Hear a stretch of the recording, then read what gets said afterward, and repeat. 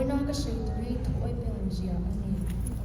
Tianin ozoni somi el ne yin thu sui ta so lal so la mangin amalak jong jong athadon ani asti ta chu athadonin tian tor pe o ta ka shila ama siber chu mi jong jong thadon dia ni pa te po me cha te po no bang te po ni ma se mi jong jong thadon ni dia le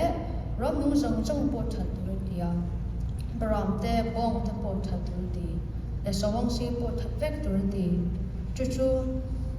zole Samuel kan mi chen chen shek be yin lao so ne yin kami chen chen shu da chu so kan chen chen ta shek be yin asi be nen den amale be tuin apa se dai ni patianin so la mangin amale ka be chen shu ma na yin Israel fa ti ai ko ta ma changin an shwa lai te yin amale khoten an chaklo lai an be ya an numa changin patiain adulo emema ading tu te hi chaklo lai takin mi chaklo ten an bein adulowa kha wangin patianin tun king and sharing awangin sola mangin amale khoten thadun ta chu sola hi amale grama kolta a le patianin amau soma chu Takin amalak khote hi abe theya le pathian ko na vengani chu mi zong zong chu thata ma sen thi nei lowa lal agaga thalowa le ram tha te thalowa bong te biram te pu thamya lowa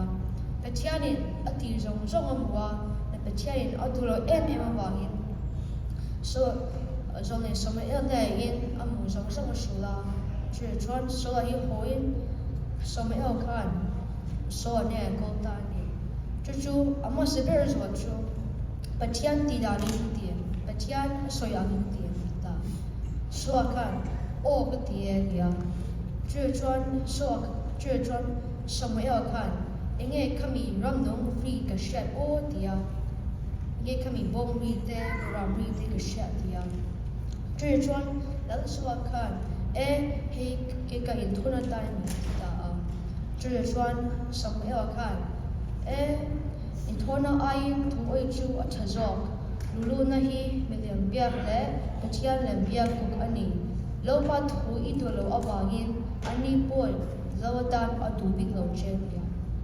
hemi chen changin jawai tam ta kan cher thia ama sever kan cher thei chu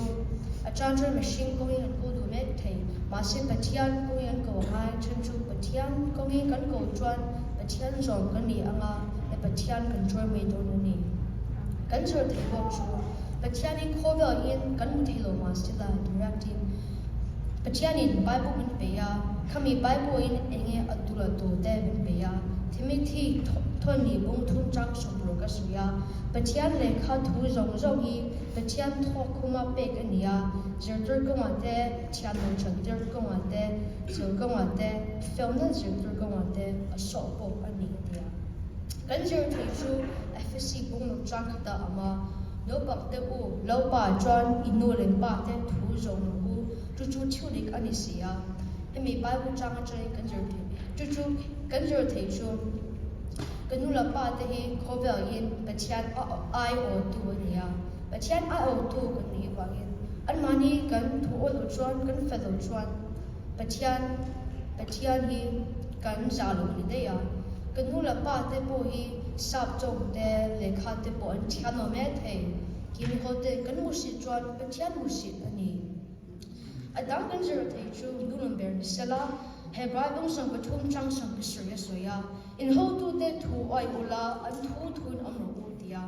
hemi bible chang changin an mudanin pachein occasion shwai tu te pachein akhanga the ho tu te po he pachein akhanga kimi ho ten kan thu oi chuan kan zom chuan pachein zom po kan nia khawangin nula pa te le ho fu te po kan zom chuan pachein po kan zom nia khawangin hemi Chen changin zrai tam te kan zer thia chu kan thu sei te mo pachain mo so ma se amen